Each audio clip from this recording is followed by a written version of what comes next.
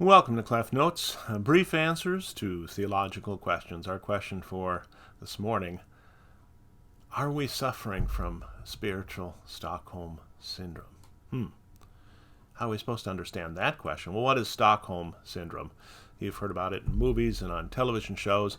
It's when someone who's been kidnapped by someone else or is under the power or control or authority of someone else, and they don't want to be under that power or control or authority, starts to kind of like the people who are bossing them around and starts to be sympathetic with them.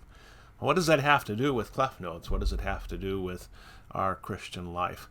Well, we learned last week in CLEF Notes 79 that the second article of the Apostles' Creed is all about how Jesus has become our Lord. He's become our Lord by becoming man, suffering and dying on the cross for us, rising again from the dead for us, ascending into heaven. He's become our Lord.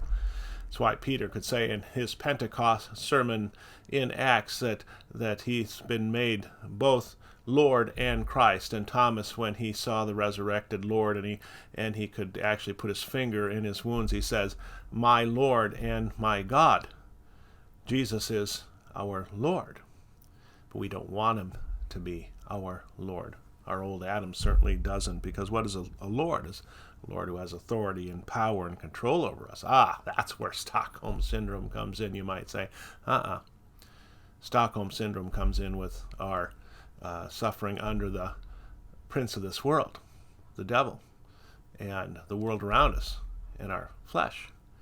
We don't mind their subjecting us, because over time we've started to kind of like our subjection to the world and the devil and our flesh, and we start being sympathetic with us.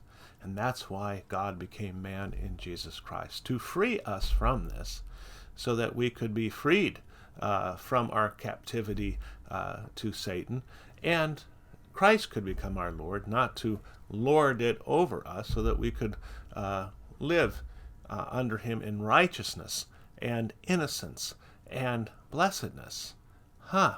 There is a lot there, isn't there? Well, we're going to have to continue to talk about this as we continue to unpack that second article of the Apostles' Creed. I hope this helps you, and I hope you can join me next time on CLEF Notes.